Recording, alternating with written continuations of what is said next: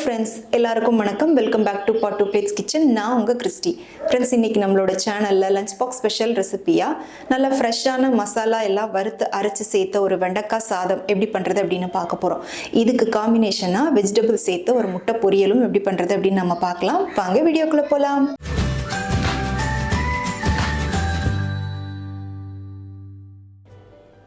இந்த வெண்டைக்காய் சாதம் பண்ணுறதுக்கு ஃபஸ்ட்டு நம்ம ஃப்ரெஷ்ஷான மசாலா ஒன்று ரெடி பண்ணணும். அதுக்காக வெறும் கடாயில் ஒரு 2 டீஸ்பூன் மல்லி, 1 டீஸ்பூன் சீரகம், அரை டீஸ்பூன் அளவுக்கு மிளகு சேர்த்துக்கோங்க. கூடவே 1 டேபிள் ஸ்பூன் கடலைப்பருப்பும், காரத்துக்காக 2 காஞ்ச மிளகாய் நான் போட்டிருக்கேன். உங்களோட காரத்துக்கு ஏற்ற மாதிரி நீங்கள் காஞ்ச மிளகாய் சேர்த்துட்டு அடுப்பு மிதமான சூட்டில் வச்சுட்டு எல்லாத்தையும் நல்லா வறுத்துக்கோங்க. இப்போ இது கூடவே நம்ம வேர்க்கடலை சேர்த்துக்கலாம். வேர்க்கடலை வறுத்த வேர்க்கடலை தான் நான் சேர்க்குறேன். அதோட தோல் எல்லாத்தையும் எடுத்துகிட்டு சேர்த்துக்கோங்க. இப்போ இது கூடவே தேங்காய், துருவின தேங்காய் ஒரு 3 டேபிள் ஸ்பூன் போல் சேர்த்துக்கிட்டு திரும்பவும் அடுப்பை மிதமான சூட்லேயே வச்சுட்டு நல்லா வறுத்துக்கோங்க. இந்த தேங்காயோட கலர் இந்த மாதிரி கொஞ்சம் நல்லா பொன்னிறமாக மாறி வரணும், அது வரைக்கும் வறுத்துக்கோங்க. இப்போ பார்த்திங்கன்னா மசாலா எல்லாமே நல்லா வறுபட்டுருச்சு, எதுவுமே கருகலை. இப்போ இதை நம்ம ஒரு மிக்ஸி ஜாருக்கு மாற்றிட்டு பவுட்ரு பண்ணி எடுத்துக்கலாம். இதை ரொம்ப ஃபைன் பவுடராக அரைக்கணும் அப்படின்னு இல்லை, இந்த மாதிரி கொஞ்சம் கொரப்பாக அரைச்சிக்கிட்டிங்கன்னா போதும். இந்த பவுடரை கொஞ்சம் நீங்கள் அதிகமாக செஞ்சு வச்சுக்கிட்டு உங்களுக்கு எப்போ தேவையோ அந்த நேரத்துக்கு நீங்கள் யூஸ் பண்ணிக்கலாம். இப்போ கடாயில் ஒரு 2 டேபிள் ஸ்பூன் அளவுக்கு தேங்காய் எண்ணெய் ஊற்றிக்கோங்க. தேங்காய் எண்ணெயில் பண்ணும்போது ஃப்ளேவர் ரொம்பவே நல்லாயிருக்கும். இப்போ இதில் ஒரு 100 கிராம் அளவுக்கு சின்னதாக கட் பண்ண வெண்டைக்காய் போட்டுக்கோங்க. வெண்டைக்காவை ரொம்ப மெல்லிசாக கட் பண்ண வேணாம், ஓரளவுக்கு இந்த மாதிரி கொஞ்சம் மீடியம் திக்னஸில் இருக்கிற மாதிரி கட் பண்ணி போட்டுட்டு நல்லா அந்த எண்ணெயில் வதக்கி விட்டுக்கோங்க. இந்த வெண்டைக்காவை நம்ம அந்த வதக்க அதில் இருக்கிற வளவளப்பு தன்மை கொஞ்சம் நல்லாவே குறையும். இப்போ கூடவே கொஞ்சமாக உப்பு சேர்த்துட்டு வதக்கிக்கலாம். வெண்டைக்காவை நம்ம சரியாக வதக்காமல் செஞ்சோம் அப்படின்னா அந்த வளவளப்பு தன்மை அந்த ரைஸில் ஒரு மாதிரி ஸ்டிக்கியாக இருக்கிற மாதிரி இருக்கும். குழந்தைங்களுக்கு அதை சாப்பிடும்போது பிடிக்காது. அதனால் கொஞ்சம் நல்லா வதக்கிட்டு சேர்த்துக்கோங்க. இப்போ வெண்டைக்காய் நல்லா வதங்கிருச்சு. இதை எடுத்து நம்ம வேறு பவுலுக்கு மாற்றி வச்சுக்கலாம். இப்போ அதே கடாயில் மீதி இருக்கிற எண்ணெயோட நான் 1 டீஸ்பூன் அளவுக்கு நெய் சேர்த்துருக்கேன். நெய் நல்லா சூடானதும் அதில் ஒரு அரை டீஸ்பூன் அளவுக்கு கடுகு, அப்புறம் கொஞ்சமாக முந்திரி பருப்பு போட்டுக்கோங்க. முந்திரி பருப்பு ஆப்ஷனல், உங்களுக்கு வேணும்னா சேர்த்துக்கோங்க, இல்லைனா ஸ்கிப் பண்ணிக்கோங்க. இப்போ இது கூடவே 1 டேபிள் ஸ்பூன் போல் கடலைப்பருப்பு சேர்த்துக்கோங்க. சேர்த்துட்டு அந்த கடலைப்பருப்பு கொஞ்சம் நல்லா செவந்து வர்றது வரை வறுத்துக்கோங்க.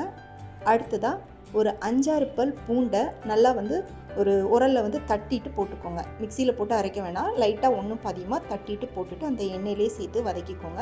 இது ரொம்ப நல்ல ஒரு ஃப்ளேவராக இருக்கும். இப்போ அந்த பூண்டு கொஞ்சம் வதங்கினதும் ஒரு வெங்காயத்தை நல்லா சின்னதாக கட் பண்ணி போட்டுக்கோங்க. நீங்கள் பெரிய வெங்காயம் சேர்க்குறதா இருந்தால் 1 சேர்த்தா போதும். சின்ன வெங்காயம் சேர்த்திங்கன்னா ஒரு 10 வெங்காயத்தை நல்லா மெல்லிசாக கட் பண்ணி போட்டுக்கோங்க. இப்போ வெங்காயம் ஓரளவுக்கு வதங்கி கண்ணாடி பக்குவத்துக்கு வந்ததும் இது கூட நம்ம ஏற்கனவே வதக்கி வச்சுருக்கிற அந்த வெண்டைக்காவையும் சேர்த்துக்கோங்க. இது கூடவே ஒரு 1/4 டீஸ்பூன் போல் மஞ்சள் தூள் சேர்த்துட்டு இன்னும் ஒரு 2-3 நிமிஷத்துக்கு அடுப்பை கொஞ்சம் ஹை ஃப்ளேமில் வச்சுட்டு நல்லா எல்லாத்தையும் ஒன்றா சேர்த்து வதக்கி விட்டுக்கோங்க. அடுத்ததாக பார்த்திங்கன்னா இந்த ரெசிபி கொஞ்சம் ஒரு புளிப்பு டேஸ்ட்டோடு இருந்தால் நல்லாயிருக்கும். அதனால் கொஞ்சமாக ஒரு சின்ன நெல்லிக்காய் சைஸ் புளியை ஊற வச்சு அதை கரைச்சிட்டு அந்த தண்ணியை இது கூட சேர்த்துக்கோங்க. சேர்த்துட்டு அந்த புளியோட பச்சை வாசனை மாறுறது வரை கொஞ்சம் லைட்டாக வதக்கி விட்டுக்கோங்க. அந்த புளி பச்சை வாசனை எல்லாம் கொஞ்சம் நல்லா கம்ப்ளீட்டாக மாறினதுக்கு அப்புறமா இது கூட நம்ம அரைச்சி வச்சு அந்த மசாலாவை சேர்த்துக்கலாம். இன்றைக்கி நான் 2 பேர் சாப்பிட்ற அளவுக்கு செஞ்சு காமிக்கிறதுனால இந்த மசாலாவிலேருந்து நான் ஒரு 2 டீஸ்பூன் மட்டும் போட்டிருக்கேன். மீதியை நான் எப்போ தேவைப்படுதோ அப்போ யூஸ் பண்ணிக்க போகிறேன். மசாலா சேர்த்துட்டு கொஞ்சம் நல்லா வதக்கி விட்டுக்கோங்க. இப்போ இதை ஒரு மூடி போட்டு மூடி சும்மா ஒரு 2 நிமிஷத்துக்கு மட்டும் நம்ம வேக விட்டுக்கலாம். அப்போ தான் அந்த வெண்டைக்காய் எல்லாம் நல்லா மசாலா பிடிக்கும். இப்போ இதை ஓப்பன் பண்ணிவிட்டு இது கூட நம்ம 1 கப் அளவுக்கு வடித்த சாதம் சேர்த்துக்கலாம். இது பார்த்திங்கன்னா நம்ம நார்மலாக எப்போவும் வீட்டில் சாப்பாடு செய்கிற புழுங்கல் அரிசியில் நான் சாதம் வடித்து வச்சுருக்கேன். சாதம் பார்த்திங்கன்னா நல்லா ஆறி இருக்கணும். சூடாக போட்டிங்கன்னா ஒரு மாதிரி கொழன்னு குழஞ்ச மாதிரி ஆகிடும். அதனால் கொஞ்சம் நல்லா ஆறுனதுக்கப்புறமா போட்டுக்கோங்க. நீங்கள் பாஸ்மதி அரிசியில் பண்ணாலுமே இது ரொம்ப நல்லாயிருக்கும். சாதத்தை சேர்த்துட்டு அடுப்பை கொஞ்சம் ஹை ஃப்ளேமில் வச்சு எல்லாத்தையும் நல்லா ஒரு 2-3 நிமிஷத்துக்கு நல்லா மிக்ஸ் பண்ணி விட்டுக்கோங்க. அவ்வளோதான். இப்போ நம்மளோட ரொம்ப சிம்பிளான வெண்டைக்காய் சாதம் ரெடி ஆயிடுச்சு. இதில் நம்ம சேர்த்துருக்குற அந்த ஃப்ரெஷ்ஷான மசாலா, அப்புறம் புளி, இதோட டேஸ்ட் எல்லாம் சேர்ந்து சாப்பிட்றதுக்கு ரொம்பவே நல்லாயிருக்கும். குழந்தைங்களுக்கு ரொம்பவே பிடிக்கும். இப்போ இதுக்கு சைட் டிஷ்ஷாக நம்ம வெஜிடபிள் எல்லாம் சேர்த்து ஒரு முட்டை பொரியல் எப்படி பண்ணுறது அப்படின்னு பார்க்கலாம். அதுக்கு கடாயில் கொஞ்சம் 1 டீஸ்பூன் அளவுக்கு எண்ணெய் ஊற்றிக்கோங்க. எண்ணெய் நல்லா சூடானதுக்கப்புறமா ஒரு பெரிய வெங்காயத்தை நல்லா மெல்லிசாக கட் பண்ணி போட்டுட்டு வதக்கிக்கோங்க. வெங்காயம் ஓரளவுக்கு வதங்கி கொஞ்சம் கண்ணாடி பக்குவத்துக்கு வந்ததும் இது கூட நல்லா பொடி பொடியாக கட் பண்ண ஒரு கேரட், அப்புறமா ஒரு 7-8 பீன்ஸ் அதையும் நல்லா சின்ன சின்னதாக கட் பண்ணி போட்டுக்கோங்க.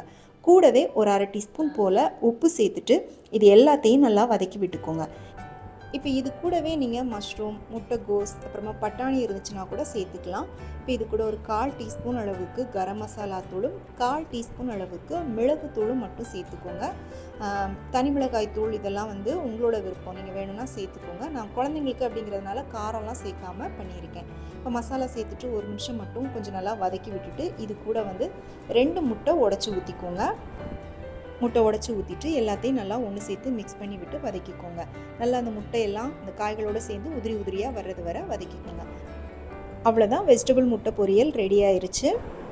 இந்த வெண்டைக்காய் சாதத்தோடு சேர்த்து சாப்பிட்றதுக்கு இந்த முட்டை பொரியல் ஒரு சூப்பரான காம்பினேஷனாக இருக்கும். கண்டிப்பாக உங்கள் குழந்தைங்களுக்கு நாளைக்கு லஞ்ச் பாக்ஸுக்கு இந்த ரெசிபியை செஞ்சு கொடுங்க. செஞ்சு பார்த்துட்டு எப்படி இருந்துச்சுன்னு உங்களுடைய கருத்துக்களை கமெண்ட் செக்ஷனில் சொல்லுங்கள். ரெசிபி பிடிச்சிருந்தால் லைக் பண்ணிவிட்டு ஃப்ரெண்ட்ஸ் அண்ட் ஃபேமிலிக்கு ஷேர் பண்ணுங்கள்.